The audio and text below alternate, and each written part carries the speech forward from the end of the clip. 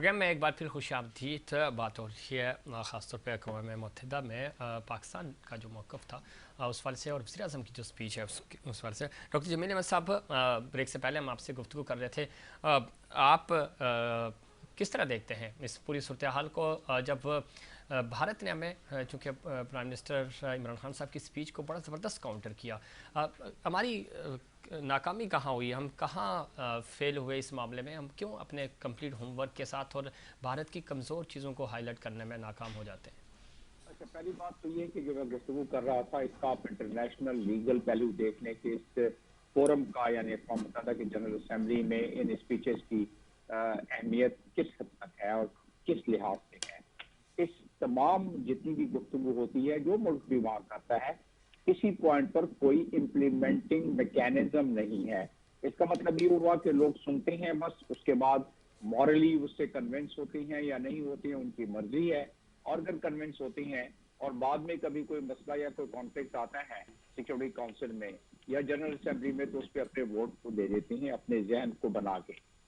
ज्यादातर सरबराहान जो आते हैं वो अपनी जब गुफ्तगू करते हैं तो उसमें गुफ्तगू में उनके फॉरेन पॉलिसी का अक्स नजर आता है, यानी फॉरेन पॉलिसी के ज्यादातर पॉइंट्स नजर आते हैं उसमें। और उसके अलावा जो उनकी अच्छी कारकर्दगी है और दुनिया को बताने के लिए आते हैं कि हमारा मुल्क ये अच्छे काम कर रहे हैं। ठीक। अब रहा सवाल कि जब इसकी कोई इम्प्लीमेंटिंग मैकेनिज्म नहीं है कि अगर वहां कोई बात की जाए, कश्मीर की मिसाल के तौर पर बात की जाती है या अफगानिस्तान के हवाले से बात की जा रही है, और उस बात को सुन के फौरन उस पर कहा जाए कि नहीं, कश्मीर के मसले में सैंक्शन लगाया जाए या कश्मीर के मामले में ह्यूमन राइट वायलेशन हो रही है इसको खत्म किया जाए, ऐसा नहीं हो सकता है। सिर्फ लोग सुन लेते हैं और वो जिस तरह बहुत सारे लोग कहते हैं कि ये फोरम जनरल असेंबली का, जब सारे सरबराहान उधर जाते हैं और हेड ऑफ गवर्नमेंट, तो वो एक डिबेटिंग फोरम के तौर पर होता है कि लोग डिबेट करते हैं, लोग सुनते हैं, उसके बाद चले जाते हैं। वो एक मौका होता है अच्छी गेट टुगेदर का, एक दूसरे को बात ऑन द साइड लाइन मिलकर समझाने का, bilateral on the side line meeting जो होती है। ये तो एक पहलू हो गया। दूसरा पहलू हो गया कि हमारे वहाँ जो डिप्लोमेट्स हैं उन्होंने जब मोदी की तकरीर हुई तो उस पर क्या रिएक्शन दिया। आपने देखा कि विजुअली इम्पेयर्ड खातून हमारी वहाँ हैं जी। परमानेंट रिप्रेजेंटेटिव में, उनकी जो रिबटल उन्होंने दिया उसकी बड़ी पजीराई हुई। रिबटल उन्होंने सही दिया, कश्मीर के हवाले से भी दिया, मोदी की लिंचिंग के हवाले से भी दिया, माइनॉरिटीज की ज्यादती के हवाले से भी दिया, और जो वहाँ बैठकर टेररिज्म फैलाई जा रही है आसाम वगैरह में, वो सारा हवाला उन्होंने दिया उसके लिहाज से। और फिर जो वायलेशन ह्यूमन राइट की हुई, जो कमीशन की रिपोर्ट है, ह्यूमन राइट कमीशन की रिपोर्ट, वो तमाम चीजों का जिक्र किया गया उस पर। अब रहा सवाल कि जो हमारे बारे में हमारे प्राइम मिनिस्टर ने जो गुफ्तगू की, वो जो गुफ्तगू की उसमें कुछ 6-7 पॉइंट हैं, उसको जरा पहले ले लेते हैं ताकि हम देख सकें कि क्या वो पॉइंट बात करने। ज्यादातर वो पॉइंट्स हैं जो कि 2019 और 2020 में भी गुफ्तगू जिस पर प्राइम मिनिस्टर कर चुके हैं, किसी और अल्फाज में, किसी और तरीके से, लेकिन उन तमाम चीजों का जिक्र अक्सर उन पिछली तकरीरों में हुआ है। कश्मीर के हवाले से किया, कश्मीर के हवाले से तकरीबन वही सारी बातें की जो पहले होती रही हैं, क्योंकि ऐसा ही मामला चल रहा है। कश्मीर में वही जुल्म बर्बरियत चल रही है, वही जुल्म तादी चल रही है, वही ह्यूमन राइट वायलेशन चल रही है, उसी तरीके से ज्यादतियां चल रही हैं। एक नई बात जो उन्होंने की है, जो कि बेहतर की है, सही की है, वो ये है कि सैयद अली गिलानी की जश्न खाकी को उन्होंने हवाले नहीं किया और मजहबी रसूमात के लिहाज से, ताकि उनके फैमिली मेंबर उनकी तदफीन कर सकते। ये चुभने वाली बात थी और वर्ल्ड कम्युनिटी ने उसको यकीनन, जरूरी नहीं है कि वहां सारी कुर्सी पे बैठ के उसको सुने, लोग मॉनिटर करते हैं, उनके मिशन मॉनिटर करते हैं, उसके बाद में उसको वो सारा एक रिकॉर्ड का हिस्सा होता है। फिर उसके बाद क्लाइमेट चेंज की बात की, बात करप्शन की बात की कि 7 ट्रिलियन जो डॉलर्स की जितनी रकम पूरी दुनिया से जो लोग बटोर के ले जाते हैं वहां के लीडरान लेस डेवलप्ड कंट्रीज जो कम डेवलप्ड कंट्रीज हैं वहां से, और उसकी वजह से गुर्बत वहां बढ़ी है। पीछे तो अभी ये बात की थी उन्होंने।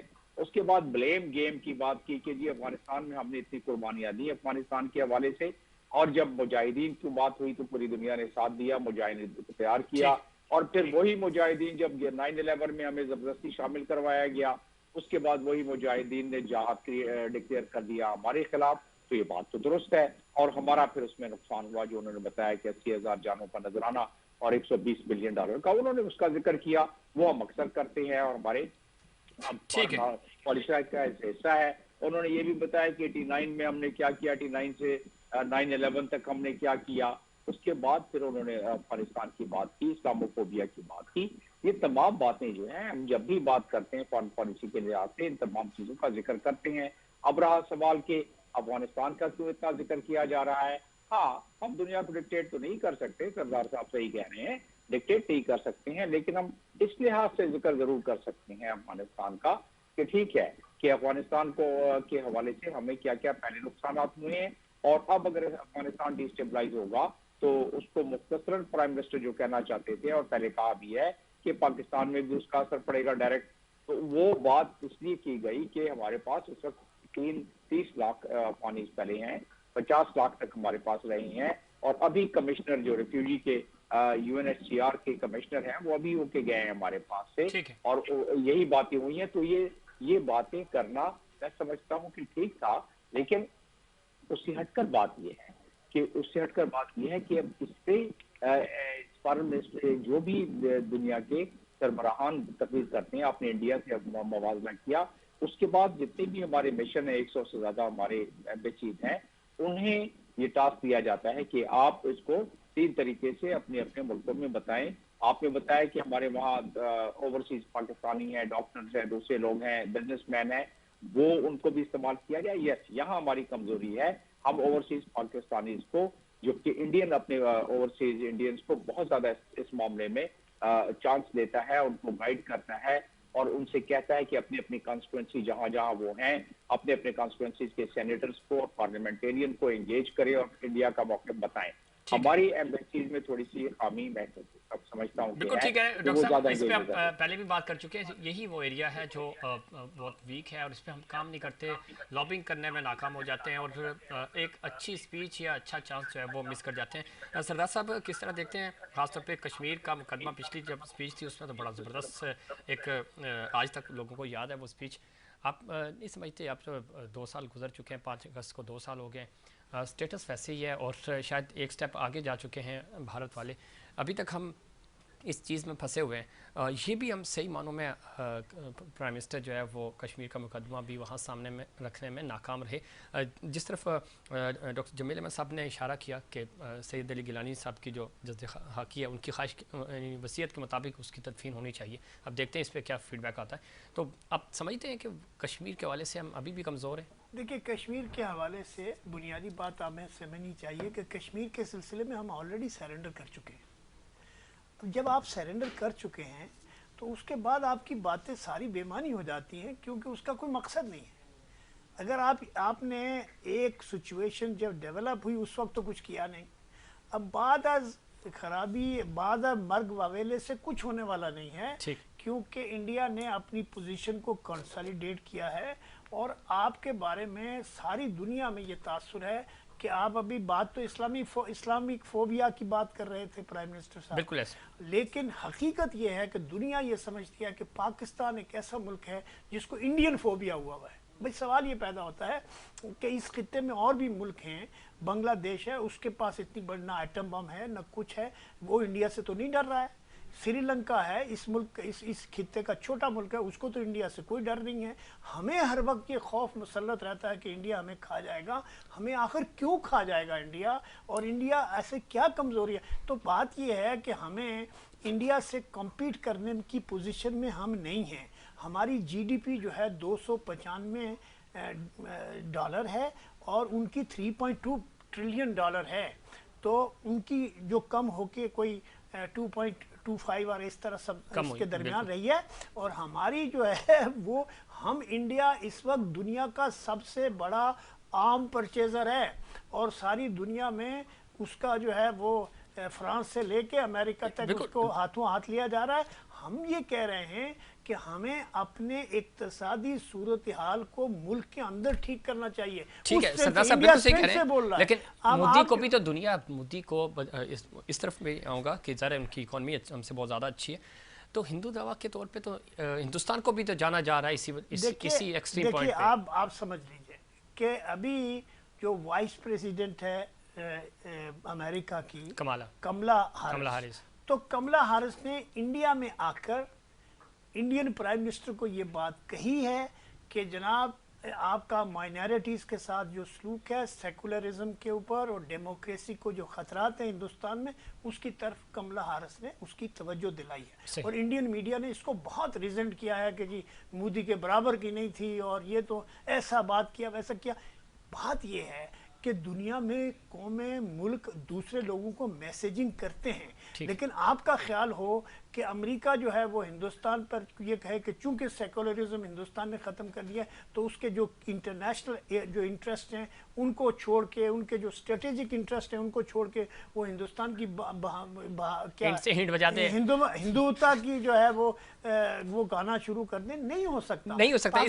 सर यही वजह है। कश्मीर के मामले में पाकिस्तान हमेशा डिफेंसिव पॉलिसी रहा है और एक्यूजेशन से रहा। बस सवाल ये पैदा होता है कश्मीरी जो है वो फैसला करने की पोजीशन में है। आपने पाकिस्तान ने कहा था कश्मीर में जो है जो 5 अगस्त के वाक़यात के बाद कश्मीर में बड़ा हंगामा, कुछ हंगामा तो नहीं हुआ।